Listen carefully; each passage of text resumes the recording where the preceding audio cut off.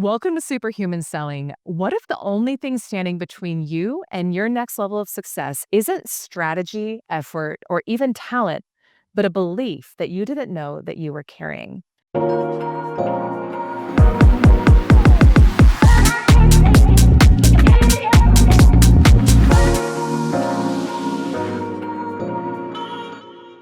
Today, we're going to be breaking down the science of unlocking your superhuman potential with someone who has lived it, studied it, and coached countless others through it. Welcome to the podcast. I am joined today by Erik Sorenson. And what I love about Erik, and I've had the pleasure of getting to know him over the past few months and connecting with him, speaking at his mastermind recently. This man is the real deal. So he doesn't just talk about potential, he shows us how to actually break through the beliefs that keep us playing small. And so I'm so excited to bring him to you on the show today. We just realized that you're in North Carolina. I'm from North Carolina. So probably know a lot more people than we even realize we know in common. Aside from that, he is an international speaker. He's the author of Commit First, as well as a new book coming out soon, which we're going to talk about today on the show.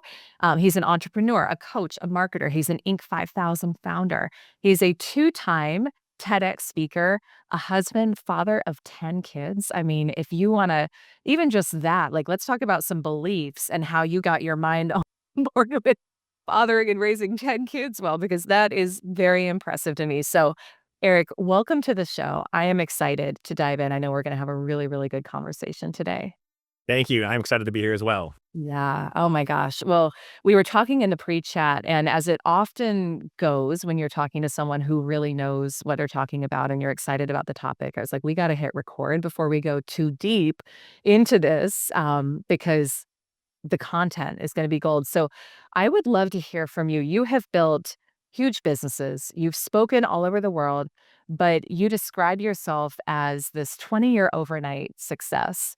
And so I would love to hear what that journey has taught you about the role of belief in our success. You know, I really didn't know 20 years ago what life was truly about. It's one of those things where you're taught when you're young, you go to school and then you graduate and you go to college and hopefully you can find a good 9 to 5 job. And that's exactly what I did. I mean, I followed that exact script that most people I think follow. But I just felt that there was something out there more than a 9 to 5. And I don't know if you ever had a 9 to 5 job before you're doing what you're doing now. Have you? Briefly, and then I realized that I was never made for it. But yes, I have. I was from the same mold because I'm like, this is like, there's something more here. I just felt like I was Mm. sort of trapped, and it seemed like my aspirations for what I wanted in life seemed to be bigger beyond the box that I was put in. But I didn't know at the time what it would take to do that other than, I mean, I really had 2 skills. I was really hungry. I wanted to make some type of impact in the world. I had no idea what it was. And I was a hustler. I was had no problem taking action, going after something, finding what I wanted, and kinda like a dog with a bone, just going after the thing that I wanted, and those 2 things really helped me in the beginning of really trying to get going. So I walked out of the 9 to 5 job, and I started an ad agency, oddly enough, with no clients, no experience, but just hunger and hustle.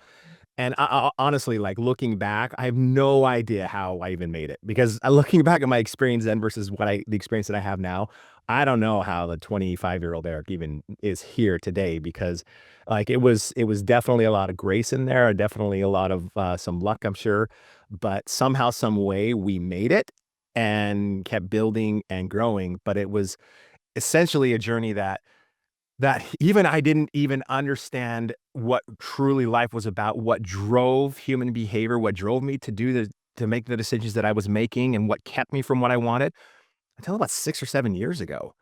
I mean, that's when everything literally changed, and oddly enough, it changed for one major reason: my entire life fell apart.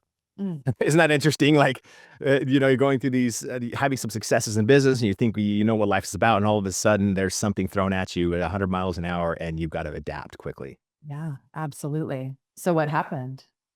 Well, I business was going okay. It seemed I kept hitting these ceilings over and over, never really able to break past it.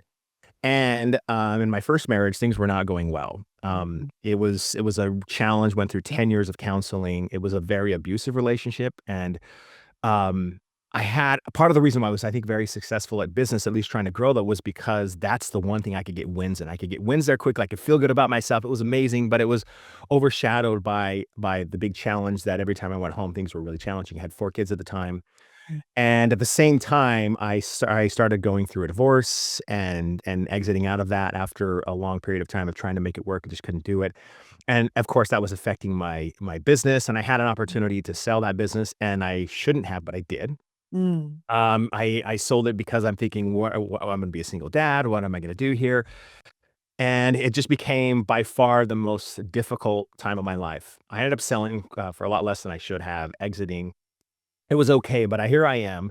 My entire identity for 15 or so years was one thing, and then it completely changed to something else. I have a future ahead of me. I have no job, don't know what to do, single father, trying to figure out my life, and it was extremely difficult. Keep in mind, at this point in my life, I never really understood why people would go to a mastermind or to a conference. I hated those types of things. I hadn't read a book since college. And it wasn't that I didn't believe in learning. I just was, oh, you gotta just go. You just gotta keep moving. You just gotta keep rocking and rolling. Just run at the problem. And then I think it just caught up with me. And I remember it got so bad that there were times where I didn't want to live another day. I like literally it was that dark. And I can only talk about it now because I've told the story so many times. In the beginning was difficult, but I remember one difficult day. It was this pivotal moment that changed my entire life. It was a very dark day. I remember exactly where I was and what was happening, and I read a quote that changed my entire life. And the quote said that the scariest day of your life is the day you die, when the person you are meets the person you could have become. Ooh. And I'm sitting there thinking about, like, I know right now the thing that scares me the most is unrealized potential in my life. Mm. And that's the thing that freaks me out the most when I'm working with people is their unrealized potential. Graveyard is full of unrealized potential. People like you and me that had dreams that never, for whatever reason, maybe no fault of their own, didn't take action on those things. And I'm like, that's not gonna be me. I have to push forward so that the day I die, the person I am is the person I could have become. Mm. And for some reason, it lit a fire and got me out of, this depressed, difficult state, and everything changed for me. But the reason why that was so pivotal is because I started asking, like, well, what happened? I wanted to dissect the journey. And for some reason, I found neuroscience, psychology, the study of human behavior, like completely fascinating. And so I spent 3 or 4 years diving into that whole world. And, right after that experience, I did something I hadn't done in 15 years. I actually picked up a book, Mm. and then another and another. I started reading a book a week for like several years. And this may sound a little crazy to your audience, but I'm like, who's the guy that knows about the science of transformation? And I'm like, it's got to be Tony Robbins, right? Yeah. And I went to all of Tony Robbins' events in 1 year, every single one of them, and I just started diving, and I, hired coaches and Mm. started working with people, and I uncovered this entire world of not only just behavioral science, neuroscience, the science of change, and the intentional science of transformation, but I uncovered a way to actually be happy in life, to get out of challenges, to see things differently.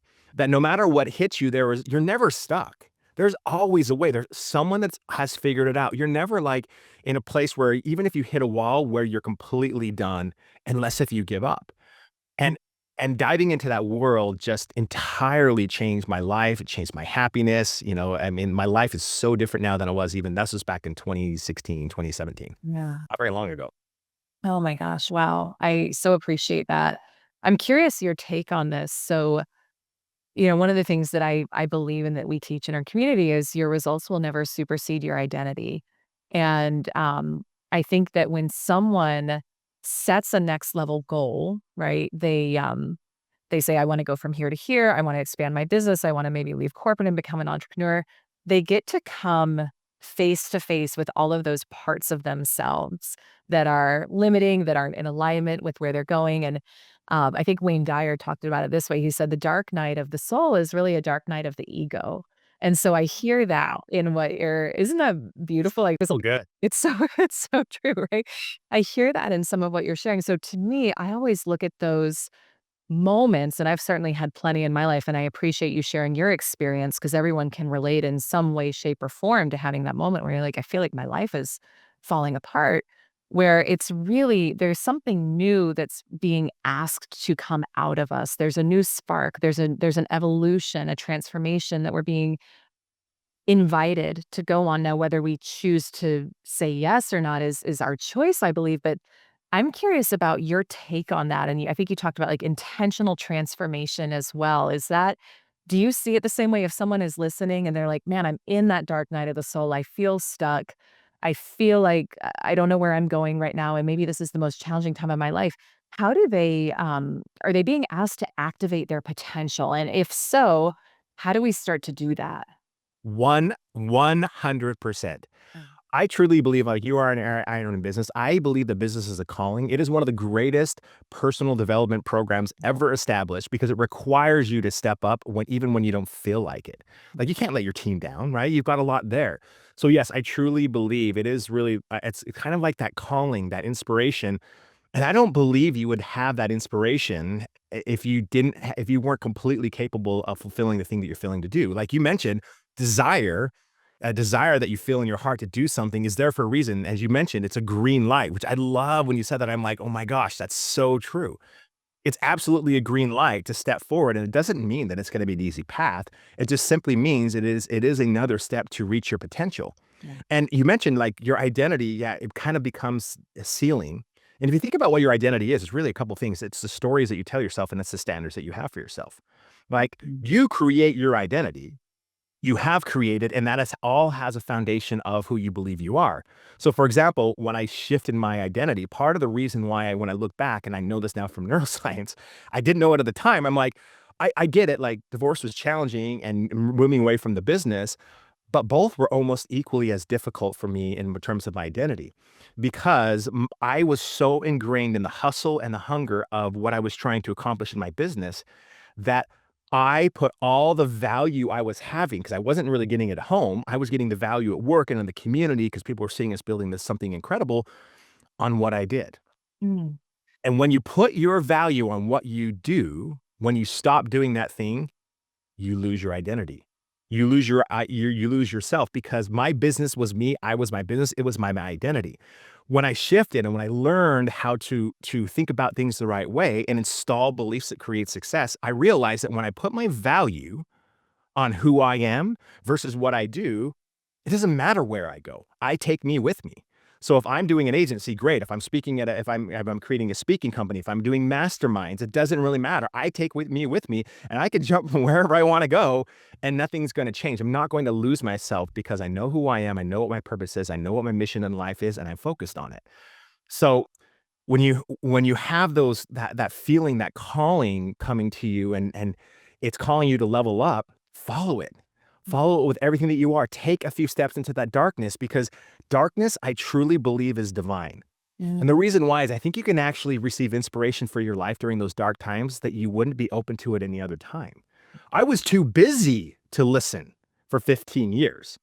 And then finally, I was forced to step back and reevaluate my life. It was the worst thing that I ever went through, the greatest thing that ever happened to me. Yes. Isn't that weird? Yeah.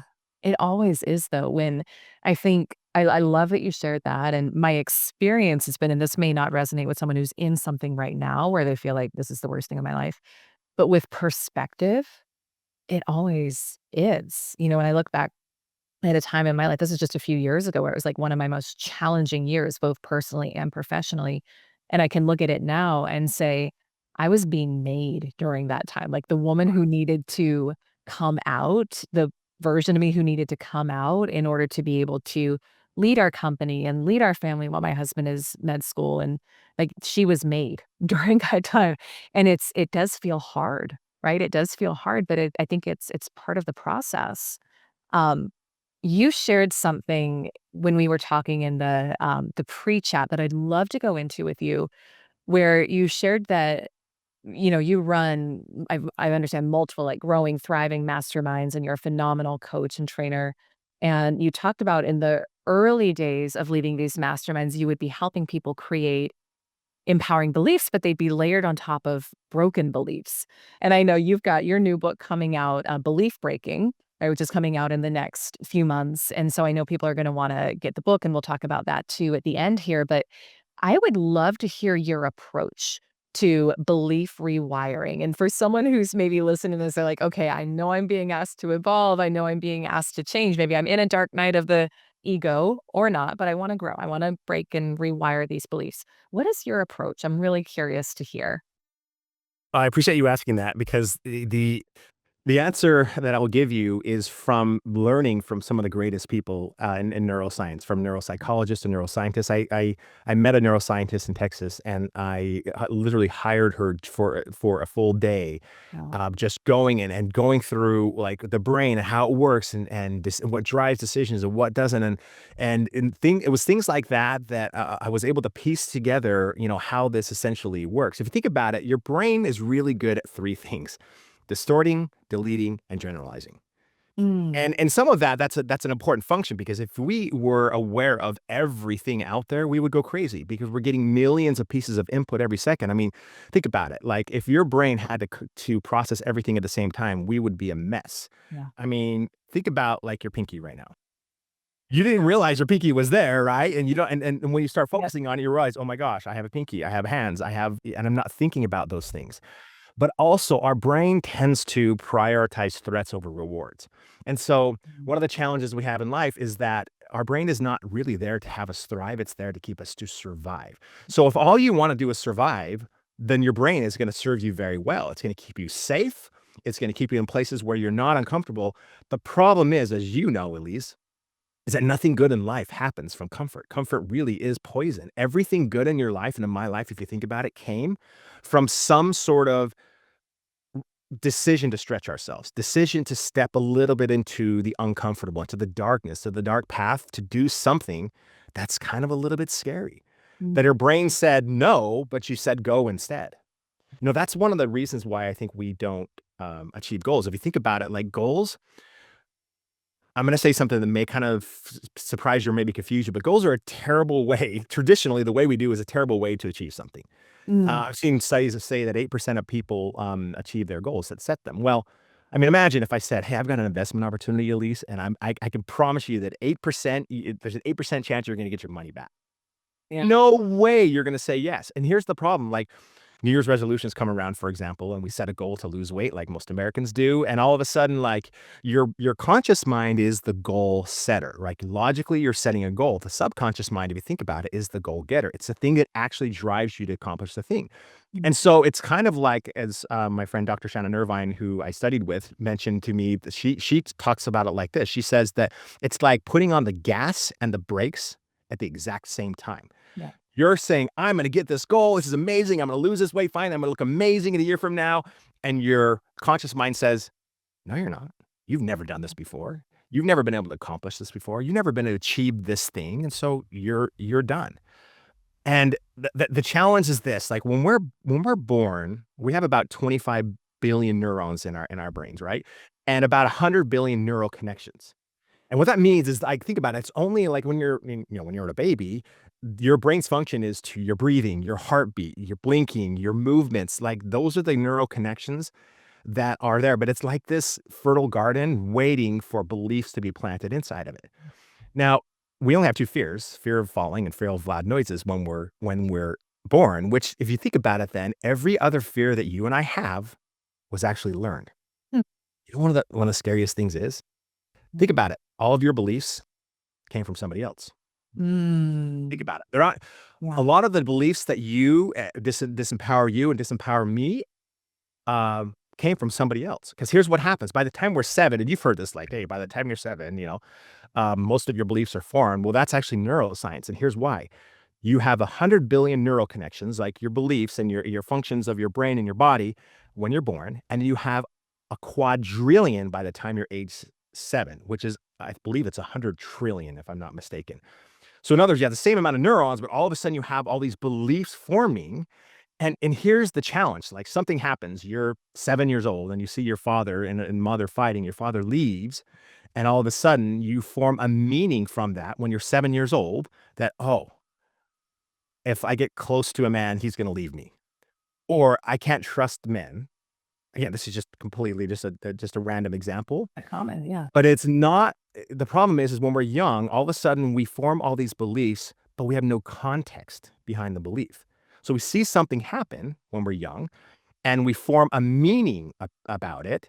And then that meaning, for most people, they carry it their entire lives. And ultimately, it destroys them because they form this meaning. In this example, for example, if you never can trust men, well, you're never going to get married and have children, or you're going to sabotage your own relationships when you get close enough to have it. And all of a sudden, it's you dive into it and you realize it was a belief because when your father left you, you formed that meaning back in the day. And nothing actually in life has meaning except for the meaning that we assign to it. Yeah. So life is truly not about what actually happens. It's the meaning that you form by it. And so that's why when we form all of these beliefs, we end up are living our life based on those beliefs. Because if you think about it, everything you will always act in accordance with your beliefs, with who you believe you are. Your identity is based on your stories and your standards. Your stories really are your beliefs and the stories about them. So you form a meaning, you tell yourself a story about it, you tell yourself enough that story, and all of a sudden you're 40 years old and you can't figure out why your life is falling apart because you've been carrying that belief and you've told yourself that story 40,000 times. And it's ingrained and deep in you. And so there actually is a path that we take people through to break those beliefs and rewire them. And we can talk about that in a minute. But that's really the foundation for all of this is the fact that we just have all these beliefs from the time we are very young, and we keep learning these things. And it's usually someone else's belief Yeah. that we created some meaning for that now is driving and controlling our entire life. Mm.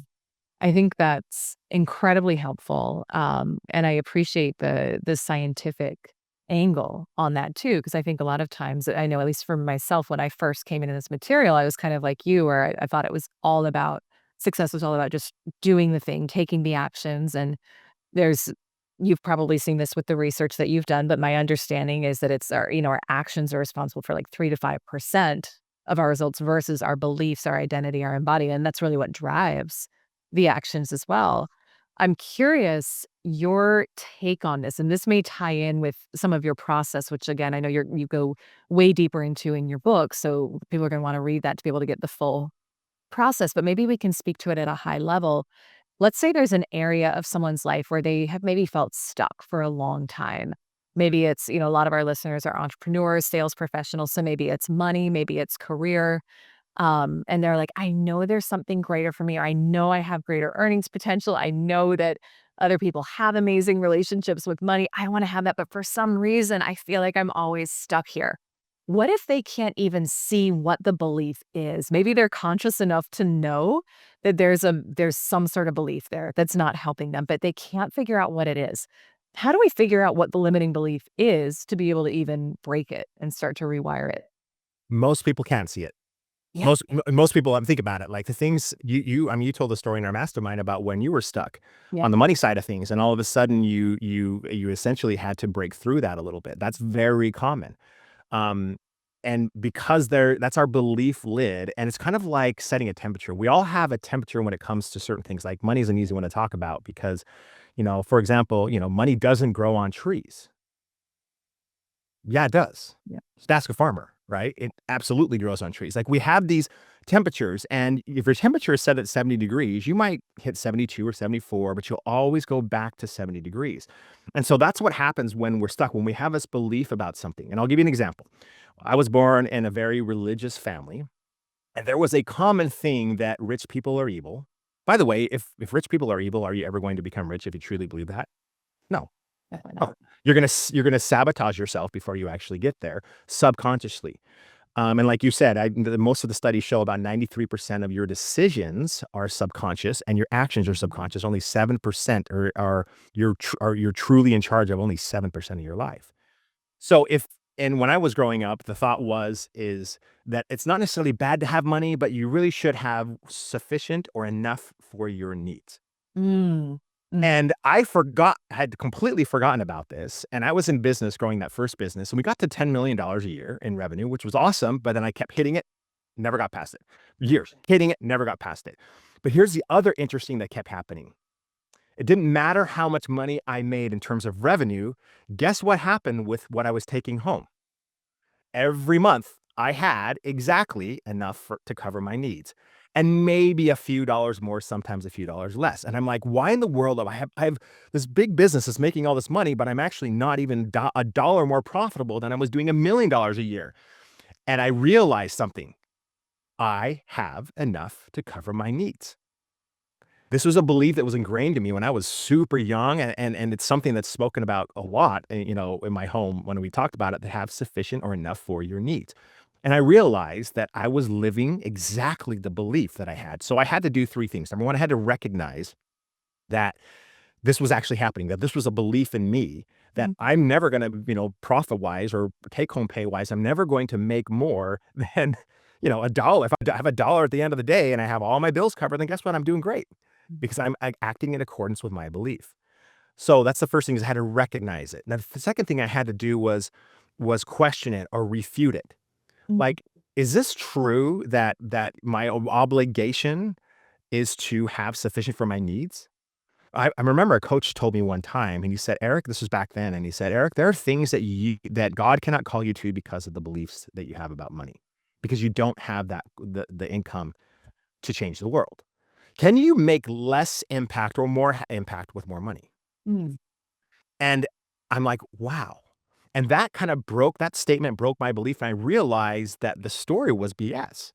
Because it was just a belief that wasn't even my belief, that I had learned and I was living, and I realized that I can change the world at such a greater level if I have tens, if not hundreds of $1 million to make. Imagine the impact, and your microphone can get super big at that point. How much more can I change the world? And so the third thing I had to do, well, I had to like challenge the story and ask myself, is this story true? No, it's not true. Like, if I really want to make a change in the world, having sufficient for my needs is not evil, or is not the right way to do it. And having more than my needs is not evil, I guess is how I should put it. And so then I had to change the story, and I had to sort of rewire that by asking if the story was true, and then changing the story from, okay, well, if I'm extremely wealthy, can I help more people? Is it my responsibility, honestly, to make more money so I can provide more jobs? If I can impact the world and I'm an impact-driven person, is wealth going to make me evil? Well, no, it's not. So all of a sudden, I had to sort of rewire that belief. And there's a program that we take people through. It takes about 2 or 3 months where there's some psychology that we put on this, and you can literally rewire your entire life in about 2 or 3 months. It's crazy. That's incredible. That's incredible. You spoke to we're so in sync because I was literally gonna ask you about a financial thermostat and how someone starts to raise it. So you started talking about the thermostat in there, which I love. I resonate deeply with everything that you shared, and I'm curious to hear your take on this. So a lot of our listeners, obviously, they're here to grow and expand their whole life, and they probably wanna learn how to grow their business. They wanna grow their money. They wanna grow their sales, and when it's so funny, like, and I'll even just share in my personal, life and perspective, and I was working with a member of my team on this last week, like, we reached that threshold, we keep that cap, what Gay Hendricks called the upper limit, right? And then, to me, if you wanna grow your sales, let's say someone wants to go from 1,000,000 to 10,000,000 or wherever they wanna go, it's about first bumping up your financial set point and your financial thermostat. Maybe not first, but I think that should be pretty early on because you're always gonna earn whatever your set point is. Yes. So I'd love to hear your take on this because I think you spoke to some of it already, and I can even tell in my own life, I'm like, I get to raise my set point to go to the next level, which I'm excited about, and I think you shared some things there that are really important about looking at, I love what your coach shared about you can't like, God can't call you to certain places if you don't have overflow. But let's say that someone is listening to this and maybe they are in a place of, man, all my needs are always met. Like, I know I'm good, but I want to step into overflow. I want to step into having more than I know what to do with. I want to raise that threshold. Anything else that you would share or say to someone who wants to consciously bump up their financial thermostat? Yes. So I was coaching one of my clients a little while ago, and she had this lofty goal to do $100 million in business. Yeah. And I don't probably she's probably around $6,000, $6 million in business right Mm. now. I mean, that's a big leap. That's more than 10 times where she was. And so we were going through this, and I was questioning her, and I was trying to break her beliefs, and I was asking her about this, and I said to her, like, What's the thing you believe is, like, holding you back? Like, when you think about $10 million, and, like, let's just say you had or $100 million, let's say you had $100 million sitting in the bank right now, how would you feel?" And at first she was like, "Oh, that'd be amazing. It'd be great." And then then she kind of changed her tone, and it kind of scared her. And she was feeling something but couldn't put words to it. So I kept asking her questions. And she's like, "Well, I've had people in my family and that did have money, and the more money they got, the worse of the person they became, and I don't want to be like them. If I have more money, like, I don't want to become an evil person." Now, I know this person well enough to know she's amazing. Like, she's an incredible individual that would never be evil in my entire life. So there were 2 things going on. Number 1, I knew that wasn't the real story. But number 2, that was probably part of her belief. And if you believe that the more money you make, the more evil you'll become, and you don't want to be an evil person, well, then why would you ever do it? Your brain, here's the problem, is your brain will always find evidence to support that your story is true. Mm. Whether or not it is, it actually doesn't matter, which is wild. And so that's why we believe the lies we tell ourselves. Most disempowering beliefs, by the way, are not true. There's a study on this. If we had time, we'd talk about it, but they're mostly lies to ourselves. And so I went to her and I said, "Thank you. That might be part of it, but that's not the truth." I said it in a little more vulgar language, and I told her it was BS. And then she started crying. Mm. She realized that the more money she would make, people that were close to her and her family who didn't have a lot of money started distancing themselves from her. Now, whether or not that's perceived or actually true, it doesn't really matter. Um, but that was the real story. That the story was, the more money I make, the more I'm going to lose relationships with the people that I care about. And that's why every time we hit that ceiling, 3 things happen. Dan Martell talks about this. I think I'm not sure if he talks about it in Buy Back Your Time. He's Mm. talked to me about it. And that is you do one of 3 things. You sedate. Sedation could be drugs, alcohol, it could be Netflix. It could be just not Mhm. waking up and just chilling. You sabotage, which is the biggest thing, which is usually what mostly happens, or you stall. And when you Mm. hesitate, you lose momentum. So when we hit that ceiling, inevitably, have you noticed when you like in that point where you're hitting that belief lid and that belief ceiling, something comes into your life that knocks you down. Something happens, something comes off your rocker. Yeah. Is it like magical? Is it trying to keep you from there? No. It actually comes from your micro decisions that sort of create that scenario because your conscious mind is running the show. And so you literally are sabotaging yourself without even having any idea you're doing it.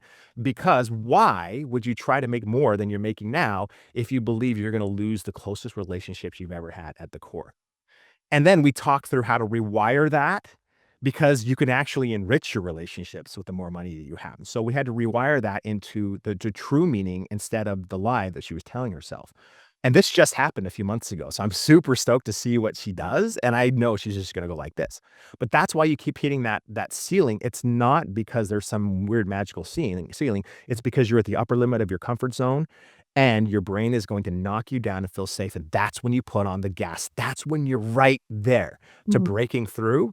And to me, a breakthrough means when your impossible becomes possible. Mm. I love that. I love that so much. You spoke to this. I actually shared a reel that you did on Instagram not too long ago with one of my clients this morning, and it was about how when seeds are planted, they're in the dirt. And so I think that it's a little full circle from what we were talking about earlier, but a powerful way to kind of wrap this, and then we'll do a few rapid fire questions and talk about how people can connect with you. But um, you mentioned when it's like this is when people want to stop. This is when they want to quit. Is when they're in it. And they're like, man, I know I'm pushing on, maybe pushing on the belief more than anything else. If they're in this work, they're like, I know that it's not so much about the action, as about the belief.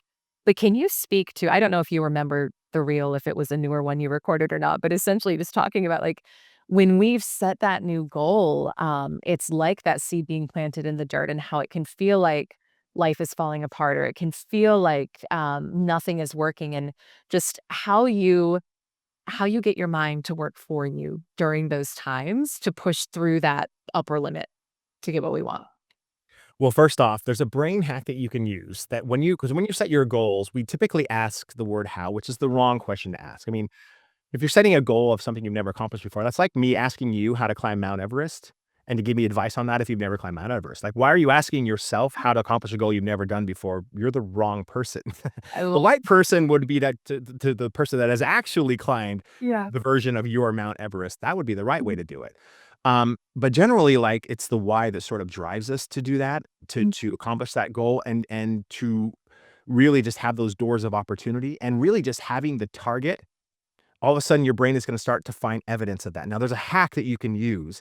Instead of asking how or saying, okay, I'm going to make $1 million by December 31st, saying to your mind, it's December 31st and I have $1 million, or to say, I have $1 million. Like, you've probably heard a lot of people say, um, you know, speak to your goals as if they have already happened. I think Tony Robbins does that a lot too. But the reason why is that's actually based in neuroscience. It's actually a hack that most people know about your brain that gets rid of the brake that it's putting on by saying you can't do this because you've never done it before and you've committed to this 15 times and you've never been able to lose the weight or never been able to hit $1 million. It gets around that by you start to believe that it's actually happening. In fact, I had a massive goal and I photoshopped my bank account to the number I wanted to hit, and I looked at it every day, and I'm like, "It's right there. Yeah. Look at all the zeros." It was amazing, and guess what happened? Took about a year and a half later, and I was there, which is crazy. Like, a year and a half before, I would have never thought that would have been my bank balance, and sure enough, and I'll never forget, I actually pulled up the actual bank balance, and I showed it to my wife, and she looked at me, like, with big eyes, and I'm like, "The wire hit."